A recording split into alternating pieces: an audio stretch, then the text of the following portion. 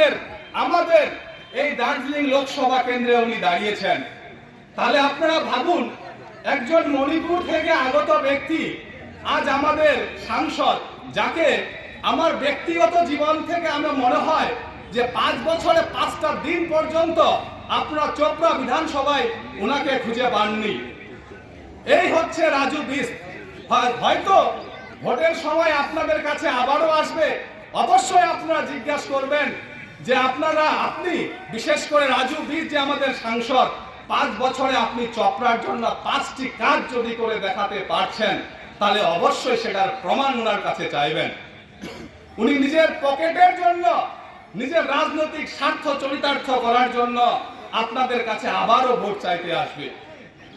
আপনারা দেখেছিলেন যে চেতনাগছে 4টি শিশু নির্মমভাবে হত্যার শিকার হয়ে গেছিল কেন্দ্রীয় সরকারের অপদার্থতার দরুন। কিন্তু আমাদের সাংসদ যিনি ছিলেন রাজু বিস্ট, ওনাকে তো আমরা একদিনও এই চোপড়ার বুকে পাইনি। উনি সহানুভূতি পর্যন্ত প্রকাশ করেনি। তাহলে কিসের স্বার্থে আমরা ওনাকে আবার নির্বাচন করব?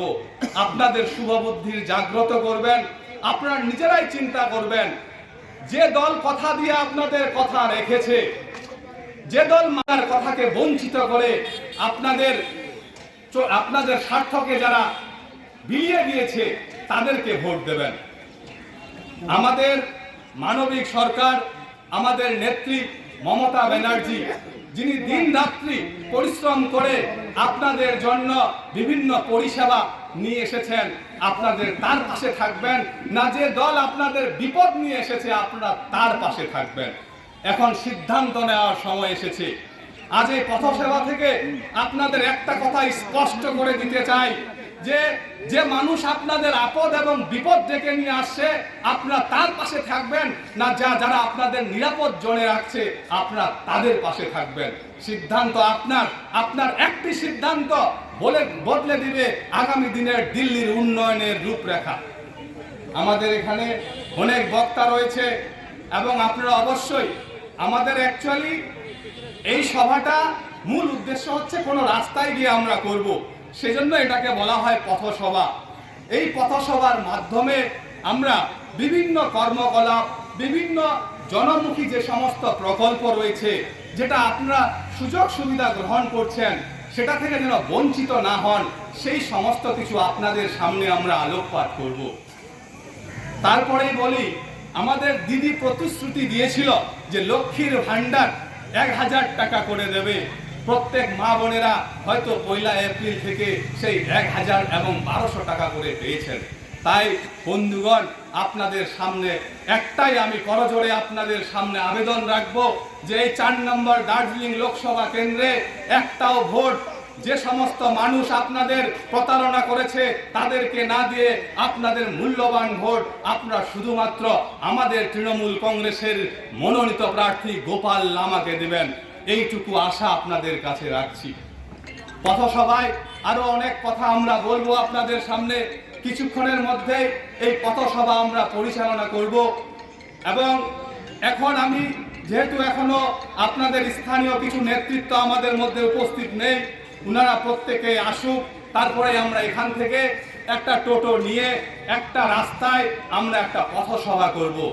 আমি আবারও বলছি, আমাদের উদ্দেশ্য পরিষ্কার, একটাই আমরা উদ্দেশ্য নিয়ে এসেছি যে এই 4 নম্বর দার্জিলিং লোকসভা কেন্দ্রে চোপড়া বিধানসভা থেকে কমপক্ষে যেন বিধায়ক সাহেব যা প্রতিশ্রুতি দিয়েছিল সেই 1 লক্ষের বেশি ভোট আমরা এখান থেকে লিড করতে পারবো। এইটুকু আশা রাখবো প্রত্যেকবাসীর কাছে। আমাদের সংগঠনের তরফ থেকে আমি আপনাদের বারংবার বলতে চাই যে আমরা লক্ষ্মীর ভান্ডার থেকে শুরু করে, কন্যাশ্রী থেকে শুরু করে, রূপশ্রী থেকে শুরু করে, যুবশ্রী থেকে শুরু করে, তরুণের স্বপ্ন থেকে শুরু করে, ঐক্যশ্রী, পথশ্রী, কর্মশ্রী, প্রত্যেকটা প্রকল্প আমরা গ্রহণ করছি। তাহলে কিসের নাই আমরা ভোট দেব না এই দিদিকে? কিছু দিল্লির কিছু মস্তান বাহিনী রয়েছে যারা আপনাদের বিভিন্নভাবে বিভ্রান্ত করছে, আপনারা তাদেরকে ভোট দেবেন? কখনোই না। কারণ আপনাদের স্বার্থ যেখানে চরিতার্থ হবে, যেখানে গ্রাম বাংলার মা বোনেরা হাসবে, সেখানেই আমরা ভোট দেব।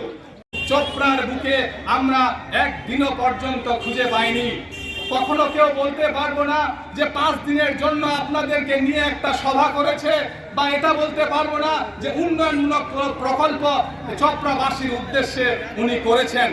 শুধু একটাই জিনিস করেছেন, যখন এই ভোট আসবে আপনাদের কাছে আসবে, আপনাদের ভাওতা দিবে, আপনাদের চোখে ধুলো দিয়ে, আপনাদের দু চার মধুর কথা বলে আপনাদের কাছে ভোট চাইবে। এই রাজু বিশকে আমি চোপড়াবাসীর পক্ষ থেকে ধিক্কার জানাই। এরকম সাংসদ থাকা না থাকার থেকেও ভালো।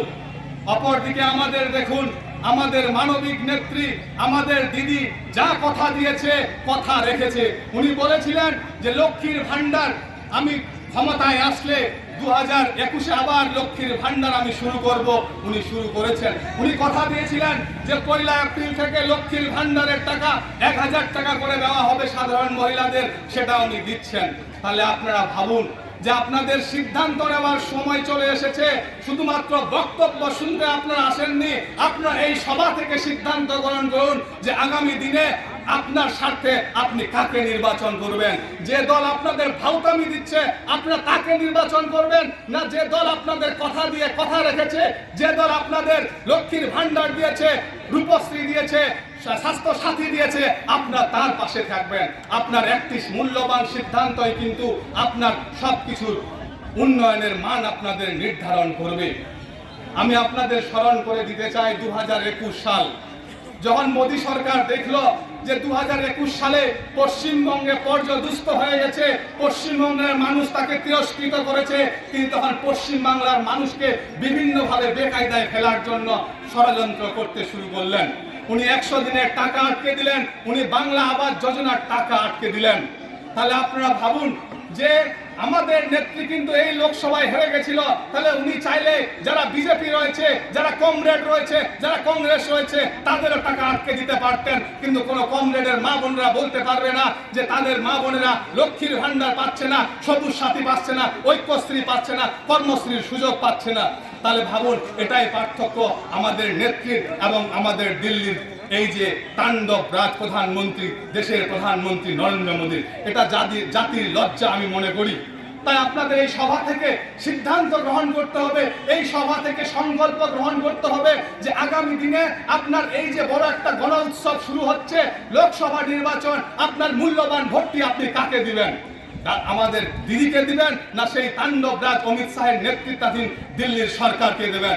আপনার শুভবুদ্ধির উদয় করুন, আপনার শুভবুদ্ধির উদয়কে জাগ্রত করুন, তবেই একটা নতুন পশ্চিম বাংলা, সোনার বাংলা আমরা গড়তে পারবো।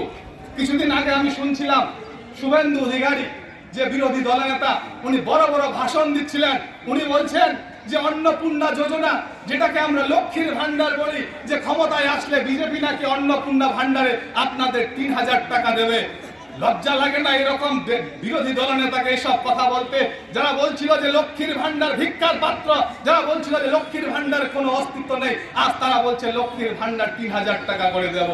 সবচেয়ে বড় মজার কথা হচ্ছে যে বিজেপি প্রায় 17টি রাজ্যে আমাদের ভারতবর্ষের ইতিহাসে ক্ষমতায় রয়েছে, বর্তমানে কোন রাজ্যে তো লক্ষ্মীর ভান্ডার অন্নপূর্ণা যোজনা আপনারা শুরু করেননি। তাহলে বাঙালির মানুষকে আপনারা ভাওতামি দেওয়ার চেষ্টা করছেন। বাঙালির মানুষ কিন্তু সজাগ হয়ে গেছে, আপনাদের উত্তর দেওয়ার জন্য প্রস্তুত হয়েছে। তাই আমি আপনাদের বলবো যে আপনারা এইবারের লোকসভা নির্বাচনটা আপনাদের নিজেরাই ঠিক করতে হবে, আপনাদের সঠিক সিদ্ধান্ত নিতে হবে যে আপনাদের মান উন্নয়ন কিভাবে আপনারা করবেন। নাম করে আপনাদের ডিটেনশন ক্যাম্পে পাঠিয়ে দিবে। তাই বন্ধুগণ, জাগ্রত হয়ে উঠুন, আপনাদের শুভবুদ্ধিকে জাগ্রত হয়ে করুন। এবং দার্জিলিং লোকসভা কেন্দ্রে আমি মনে করি, বিশেষ করে চোপড়াবাসী মনে করে, আমাদের বিধায়ক সাহেবের হাতকে আরো শক্ত করতে আপনারা গোপাল লামাকে আমাদের ঘাসফুল চিহ্নে, অবশ্যই জোড়াফুল চিহ্নে আপনারা ভোট দিবেন।